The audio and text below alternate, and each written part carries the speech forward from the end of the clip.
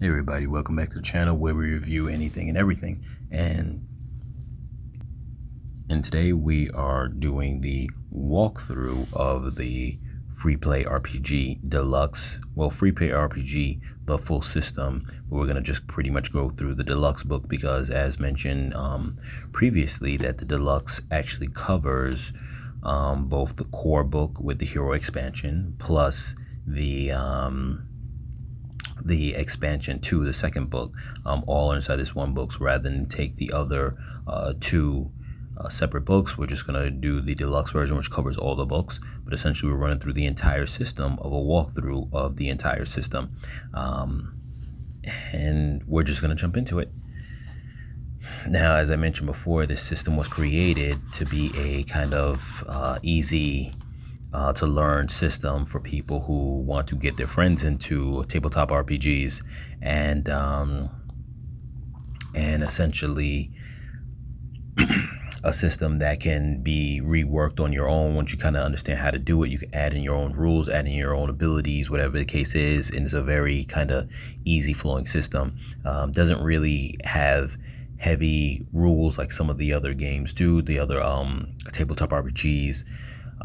With things like rolling for things like checks of swimming, climbing, all these other kind of things. So it's a very kind of lighthearted system that kind of gives you a core basis on a fighting system. It's pretty much the basis of where everything stems from, including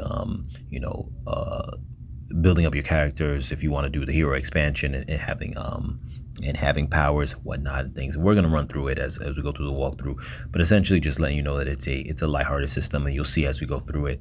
And yeah, so hopefully you guys will be interested in jumping into the system and giving it a shot. So we're gonna start here at the table of contents, and you can see the chapters here. You can pause the video if you want to run through them, but we are not going to, I'm not going to run down the whole list of them right now because we're going to actually just run through every single page. And here it just goes to tell you this deluxe edition combines the core book with the hero expansion and the expansion 2 book all in this one book.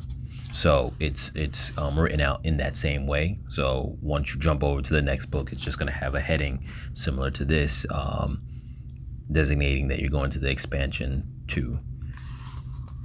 Dice set right here, these photos, it's the only photos inside the book, is a set of dice that you would want to buy. So it gives you a picture of the exact type of set of dice you'd want to buy, and I'd recommend buy 2 sets of these dice.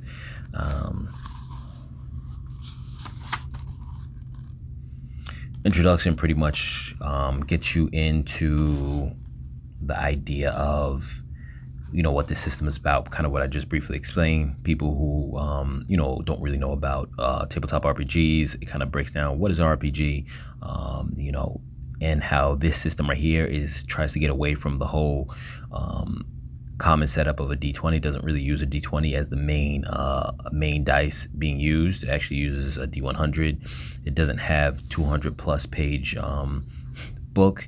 It's not all that kind of, at least definitely for the core book. Keep in mind this section right here is illustrating for what will be in the core book, which obviously is not as big as this combined version, but it's pretty much just saying you're not going to be bogged down by a bunch of heavy rules that are going to cause you or your friends to not want to play the game. It's a simple system, and that doesn't mean it's a perfect system. It just simply means that this is going to probably be good for beginners wanting to jump into the RPG, tabletop RPG realm.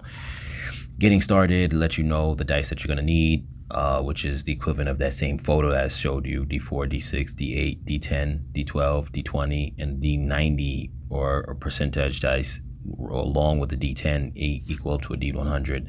And this kind of breaks down, just pretty much what it means to be the GM. He's pretty much like God of the universe, or he is the video game system. If you want to think of it like a video game system, what is the cartridge or the CD or the game that you put in, the computer, that the AI that runs the system? That is what the GM is, the game master. Breaks that down and what players will need to get started, pencil and paper and things of that sort. Here you go, and I apologize if there's any moment where I don't have the pages fully in frame, but I try to keep this angle here as opposed to the wide angle, because then you guys won't really be able to see. We won't be able to see what's in frame. So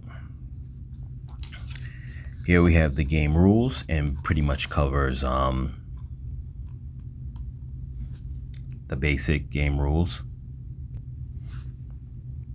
So pretty much the rules section right here breaks down into basics, stats and combat, weapons, miscellaneous. The basics really just goes over the turns in the system.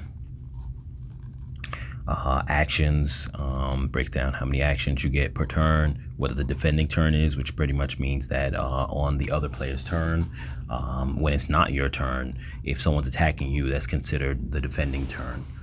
Usually under the defending turn, the only thing you can do is if someone's attacking you, you'll have a certain amount of actions that you might be able to take in terms of defending. But that's known as the defending turn, and it's just kind of labeled so that way you understand that when it's that phase of the game for you, there's certain things you might be able to do. Free play just simply means that at that point you're able to just kind of not go based on turns. Anyone who's into tabletop RPGs will kind of understand what that means. It just pretty much means you're able to do whatever you want freely and talk freely amongst the other players at that moment, because there's no specific event going on. Stats breaks down the stats, and inside this you're gonna roll for your stats. In the initial core book right here, and before you get to the superhero expansion, you're kind of more limited with your stats being something within the perimeters of like what a normal man would be able to do. So you have you roll a d6 for your strength. It's gonna be 1 to 6. You're gonna roll a d12. Obviously the limit of a dice is gonna limit how much you can have. So d12 for fighting, agility, and accuracy, and health is the most you can get. It's going to be 2d20. You're going to roll, take the best, and add +2 to it. So you're going to go from a 3 to a 22 is the maximum health you can have as human. These are pretty much your stats right here that you're working with. You have, hold on one second, let me just adjust the light a little bit. Hopefully the light is not too harsh. So you have strength, which is going to be determined for your close combat damage. Fighting, which is how you determine, you're going to roll a d100 for that. That gets rolled with a d100, which are going to go into the combat rules on this page here. But you roll that with, for fighting, when you're trying to hit somebody. Agility is how you're trying to avoid the attack. Accuracy is essentially range fighting. And then your health. Those are your 5 main stats inside the game. Now, this right here is a markup of a character, a write-up, just to give you an idea. The 5 main stats. John Doe character, handgun, flashlight, weapons on him. We'll get into that a little bit later coming up.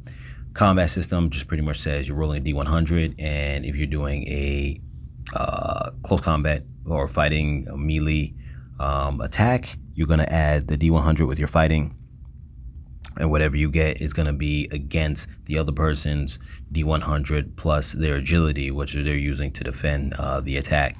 The same for if you're using range, you're going to use accuracy.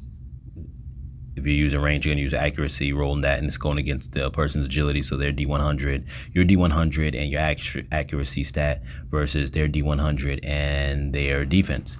So I'm sorry, their agility. So you can see right here, you're fighting your accuracy. And that's pretty much the basis for that, and then you would roll for damage depending on, and we'll get to damage in a second because that comes part of the basic rules here. And then critical, pretty much if you score a critical hit, all that means is if you get a natural 90%, before you add any of your bonuses, you will simply double the damage of your total attack, like whatever the damage would be. You're just going to double it. So we're going to get into damages now. Now here it speaks on as weapons. Hand-to-hand is falling into this category. It really is just a designation of what each damage category items that fall into that damage category. So it's not specifically weapons per se, but the majority of things here is going to be weapons other than the D4, which is your hand-to-hand. Small melee weapons or D6, knives, metal knuckles, glass bottle you might pick up off the ground. So anything you want to put that's going to fall into that category, that say if the game master is running the game and you are just out in the street and you pick up a brick, it's all fall into this category, the D6, small melee weapons. Large melee weapons would include swords, bats, a lead pipe, nunchucks, anything within a bigger range. And you can kind of play with what's considered the line between being big and small, but for the most part we all kind of get the idea between something that's large versus something that's small. A bow and arrow is a D10. D12 is a small firearm. Obviously at that point you're not adding any of your strength with it, where if you were to throw a small melee weapon, it would be a D6 plus your strength. So if you had a strength 2, it'd be a +2 to your D6. When you're using small firearms, obviously it's just the firearms itself. Small firearms covers handguns of all types. Some guns might have bonus effects. That will be determined if the game master wants to make special guns that have special effects, and we're going to get into some examples after this page. Large firearms is a D12 and a D4, which would be things like rifles, shotguns, machine guns, things of that sort. Once again, can have some bonus effects to those depending on the weapons. And this book is not really going to cover, well, not to say this book, the core book wouldn't cover details of made up weapons, but the expansion 2, which is also in this book because of the deluxe, will cover more specified weapons that was created, like fictional weapons with fictional names. So we'll get into that a little bit later. Mass destructive weapons, dynamite, grenades, bazookas, anything of that sort. There's a D20 plus 5, so it's a straight 5 added to that D20, giving the potential of 25 damage, but nothing less than 6 damage. It has a blast, or it has a explosion damage. In addition, you would roll, you have to get a 51% or better to avoid that. And if you're the user of it, like you throw the grenade, you're within the blast radius of it, you yourself could get hit with it as well, rolling for a D4. Now it's up to you. You could determine, this little asterisk mark right here is bonus, is saying you could determine the blast radius for the core damage. The core damage, if you want to be, you don't want this kind of simple base rules and you want it to be a little more dynamic, you could say, I want the core blast to engulf multiple targets, not just the one who's being hit by it. And instead of explosive damage will be a more larger radius that comes after that. So maybe the core circle of like 5 guys in that like 20 feet radius is all getting hit with the 20 D20 plus 5 damage, and then people maybe outside that 20-foot blast radius getting hit with the explosive damage. So you could kind of determine that. The game master will determine that, how he wants to play that. Then we come into special weapons. These are optional, like I just mentioned. You can create your own types, but these essentially is how it breaks down for certain types of weapons. So Uzi is considered like a small firearm. Real life Uzi is actually kind of big, but here is kind of considering, you can fill in the blank with a different type of gun if you want, but it's saying a small firearm that attacks twice because it has auto fire. So auto fire is simulated by it getting 2 attacks in the same action. So you get 3 actions per your turn.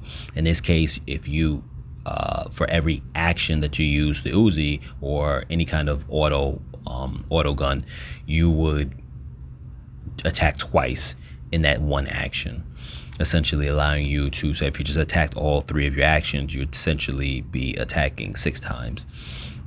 And of course, you're going to be using twice as much ammo to do that. Shotgun, large firearm, so you're going to use the large firearm damage for it. And this can target up to 2 characters who are close to each other in a frontal kind of attack range of you as the attacker. So they got to be kind of facing both in front of you and be kind of right next to each other. And it requires only 1 single round, obviously. But in addition to that, being able to hit 2 targets that are close to you, close to each other. All dice rolls of a 1 become a 2 within a 20-foot radius. So it's saying if you're close to somebody, it's doing more damage. Machine gun is pretty much the same as the Uzi, but for a large firearm. So you're doing the D12 plus D4, and you're attacking twice per action. scope, and I'm going to try to run through this stuff really quickly. The scope and the red dot aim just pretty much give you +2 accuracy for each type for a total of +4.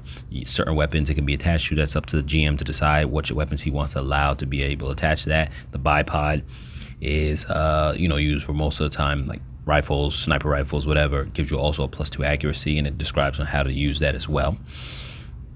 Sniper rifle is just coming equipped with the red dot aim, scope, and it's just made to shoot for long range. Now, we don't inside this game determine how far something can be. That's really just up to the game master if he wants to play it loose. But generally speaking, if you have a sniper rifle, he might go and say, okay, you can shoot a couple blocks away. Whereas if you had a handgun, he's not even going to entertain the idea of you shooting far away, or he maybe give a penalty to your roll because he's like, okay, I'll let you get away with it, but I'm going to determine a random penalty for you trying to shoot far away.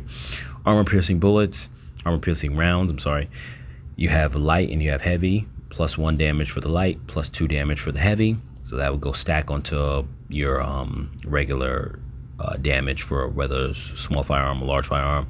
The Magnum, similar effect to the shotgun in that, not that it hits 2 targets, but that all the ones automatically become a 2.